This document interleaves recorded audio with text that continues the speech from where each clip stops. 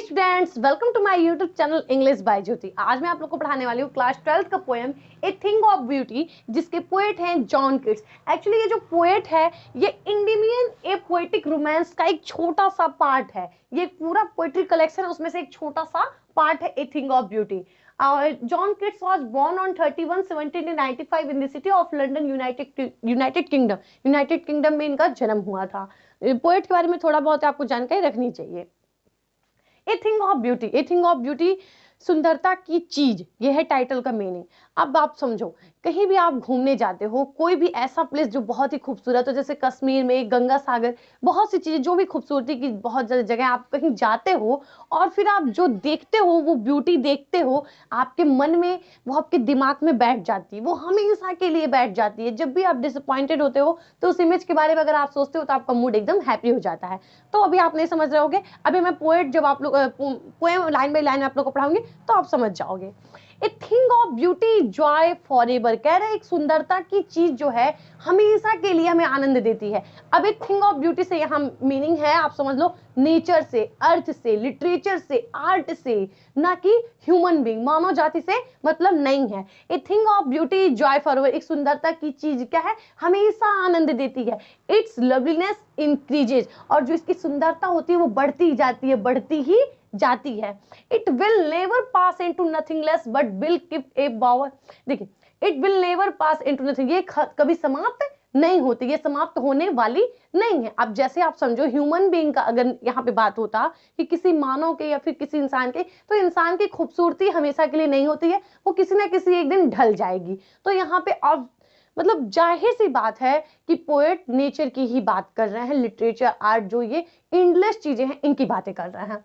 अब है, but will keep A bore quiet for us and sleep full of sweet dreams and health and quite breathing. अब आप समझिए, बोरनेस होता है छायादार स्थल। अब थिंग ऑफ ब्यूटी में अब क्या क्या पोएट बता रहे हैं कि कौन से थिंग ऑफ ब्यूटी, जैसे पेड़ की छाया। उत्तर प्रदेश में नहीं देखते हैं, गमछा लेके रहते हैं ना, गमछा लेके पेड़ के नीचे जाएंगे, झाड़ ओढ़ के आराम से सो जाएंगे। तो वो कह रहा है कि जो पेड़ की छाया होती है उसमें जो हम लोग जाते हैं, ठीक है, but will keep A bore quiet for us and sleep, और उसमें हम क्या करते हैं, उस छाया के नीचे सो जाते हैं, फुल ऑफ स्वीट ड्रीम्स। और वहां पे जो नींद आती है ना, वो फ्रस्ट्रेशन वाला नहीं होता, वो डिसअपॉइंटेड वाला नहीं होता है, बहुत चिंता भरी किसी तरह सोए, किसी, वहां एकदम आप रिलैक्स होके सोते हो, जो पेड़ के नीचे के सोते हो। ड्रीम्स एंड हेल्थ मतलब स्वास्थ्य, एंड क्वाइट ब्रीदिंग मतलब क्या, सीधे सीधे से मतलब है कि पेड़ के नीचे, जो पेड़ है, पेड़ के नीचे जो छाए के नीचे हम सोते हैं, बैठते हैं, रेस्ट करते हैं, वहां पे हमें कोई फ्रस्ट्रेशन नहीं होता है, बल्कि नेचर हमें एक रिलैक्स मूड प्रोवाइड्स करती है। अब हम लोग नेक्स्ट स्टैंजा देख लेते हैं।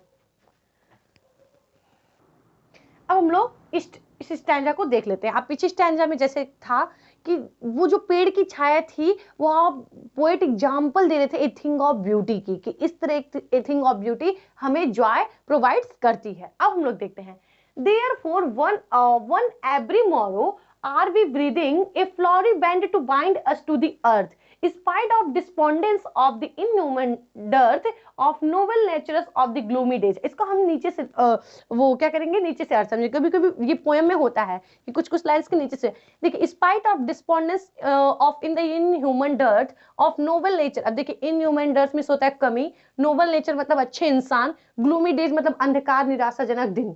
आप समझिए, कह रहे हैं कि इतना हम लोग की जिंदगी में निराशा होने के बावजूद, इतनी भाग दौड़ होने के बावजूद, अच्छे लोगों की कमी होने के बावजूद, इंसानियत खत्म होने के बावजूद भी, और ग्लूमी डेज, इन सारी चीजों होने के बावजूद, therefore on every morrow are we breathing मतलब होता है गूंथना, a flowery band to bind us to there.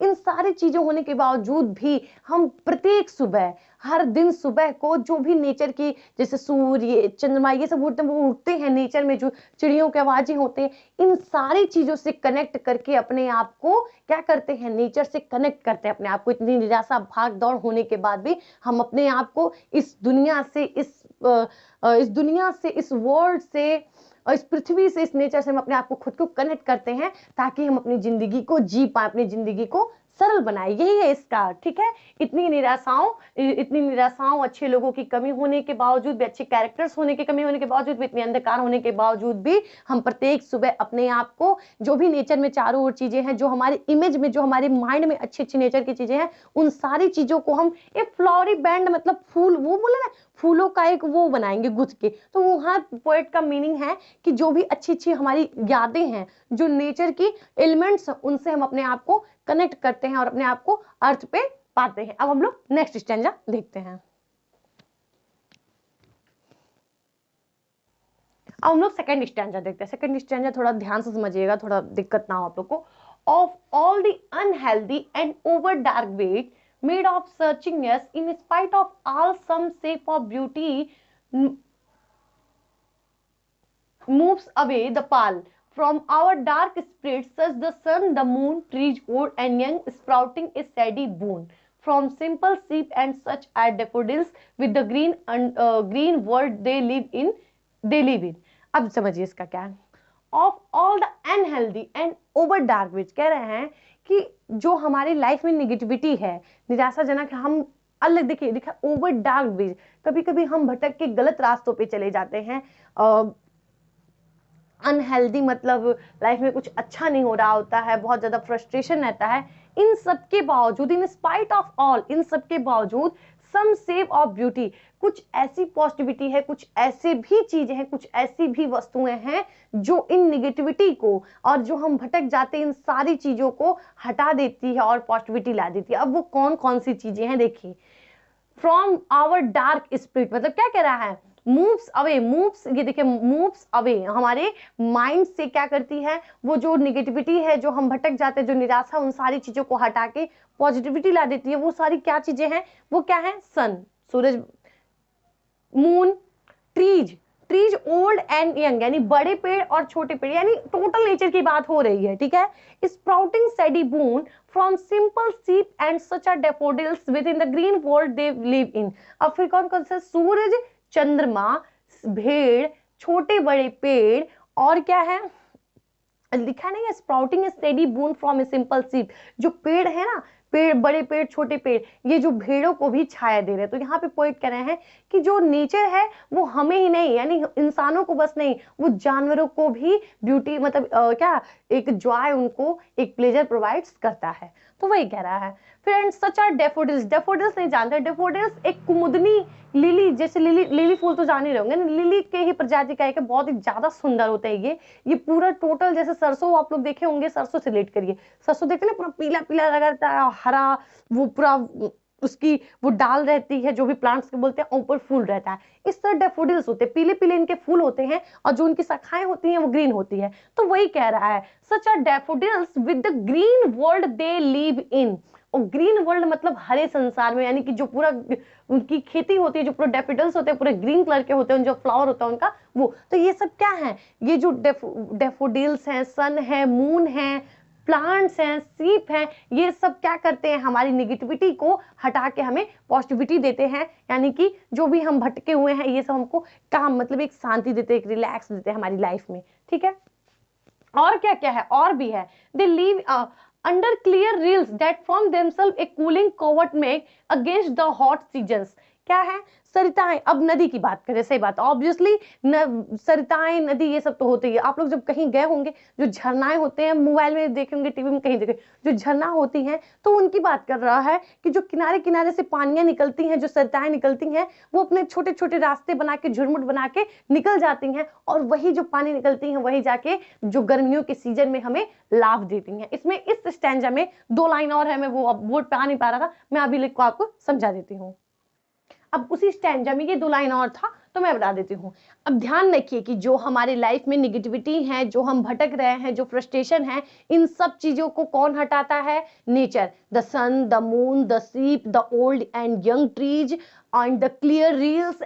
और क्या है, इतना चीज हो गए। अब है the mid forest brake rich with sprinkling of fair musk rose blooms. अब कह रहा है मिड फॉरेस्ट ब्रेक का मतलब जो जंगलों में छोटे छोटे, बड़े बड़े पेड़ों के बीच जो छोटे छोटे पेड़ होते हैं, कह रहे हैं पोएट, वो भी थिंग ऑफ ब्यूटी हैं, वो भी हमें सुंदरता प्रोवाइड करते हैं। उनमें अब वो कहेंगे, आप कहोगे कि छोटे छोटे पेड़ कैसे सुंदरता, तो उनमें आप आगे देखिए, rich with sprinkling of fair musk rose blooms, वो जो पिंक कलर के रोज नहीं होते हैं, रोज वो गुलाबी व्हाइट और पिंक में होते हैं, उनकी बात कर रहे हैं कि इन गुलाबों से स्प्रिंकलिंग क्या होते हैं, भरे होते हैं इन छोटे छोटे पेड़ों में वो गुलाबें खिली हुई हैं जो पूरे जंगल को क्या कर रही हैं, जो सुगंधित कर रही हैं और हमें प्लेजर और प्रोवाइड्स कर रही हैं। अब हम लोग लास्ट फोर्थ स्टैंजा देख लेते हैं। अभी हम लोग लास्ट स्टैंजा समझते हैं। देखिए सेकेंड स्टैंजा से थर्ड स्टैंजा तक पोएट यही बता रहे हैं कि क्या क्या थिंग ऑफ ब्यूटी हैं। अब हम लोग सन मून की सारी चीजें देखें। अब देखिए थर्ड स्टैंजा में हम लोग क्या थिंग ऑफ ब्यूटी देखेंगे। And such too is the grandeur of the dooms we have imagined for the might dead, all lovely tales that we have heard or read, an endless fountain of immortal drink pouring unto us the from the heavens bring। Poet कह रहे हैं कि जो भी हमारे पूर्वज हैं, ठीक है, नेचर जो है ठीक है, वो थिंग ऑफ ब्यूटी है, वो हमें जॉय प्रोवाइड्स करता है, वो हमें प्लेजर प्रोवाइड्स करता है, लेकिन जो हमारे पूर्वज हैं, जो हमारे फोर फादर्स हैं, वो जो जिनकी डेथ हो गई, जो शौर्य के साथ साहस के साथ इस देश को बलिदान कर दिया, जैसे कि जो वो लोग की बात कर रहे हैं जो अपने लाइफ में कुछ ग्रेट वर्क किए for the country, for the world, for the society, इन सब के लिए अगर कोई अच्छा काम किया है, कोई अचीवमेंट किया, उनकी जो मृत्यु हो जाती है, जब we have imagine for the might dead, मतलब एक शक्तिशाली जो होते हैं उनकी जो मृत्यु हो जाती है, all lovely tales that we have heard, उनके बारे में जो कहानियां लिखी गई हैं, जो उनको हम पढ़ते हैं, सुनते हैं, ये भी एक थिंग ऑफ ब्यूटी है हमारे लिए। जैसे कि चंद्रशेखर आजाद, महात्मा गांधी, भगत सिंह, ये लोग मर गए, लेकिन उनकी कहानियां आज हम लोग सुनते हैं ना, तो उनकी जो कहानियां है ना, वो हमारे लिए क्या एक थिंग ऑफ ब्यूटी की चीज है। यही पोएट कह रहे हैं। अब देखो, lovely tales be heard and heard, all endless fountain of immortal drink pouring unto us from the heavens drink। जो उनकी कहानियां, वो स्वर्ग में चले गए, लेकिन जो उनकी कहानियां हैं वो क्या कर रही हैं, ऊपर से अमृत की धाराएं बरसा रही हैं। कहां से? स्वर्ग से धरती पे जो उनकी कहानियां हैं वो क्या कर रही है, और वो ऐसी धारा बह रही है जो कभी खत्म नहीं होगी। कभी खत्म होने से मतलब उनकी कहानी जनरेशन टू जनरेशन, मतलब जितने जनरेशन आएंगे वो पढ़ते जाएंगे। कभी ऐसा तो हो नहीं कि उनकी कहानी बुझ जाएगी एक समय के बाद, नहीं, वो फॉरएवर है। तो यही कह रहे हैं poet, A thing of beauty Joy forever, it's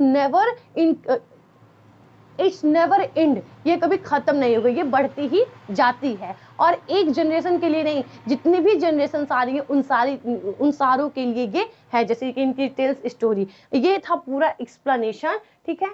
short में पोएट ये कह रहे हैं कि जो नेचर है वो हमें क्या, हमारे लाइफ में काम रहने के लिए, रिलैक्स लेने के लिए, अपने आप को कनेक्ट करने के लिए हमें हेल्प करता है। तो ये थी पूरी समरी। आई होप आपको समझ में आई होगी। अगर वीडियो अच्छी लगी हो तो प्लीज लाइक कर दीजिए, और चैनल पर अगर नए हैं तो सब्सक्राइब कर दीजिए।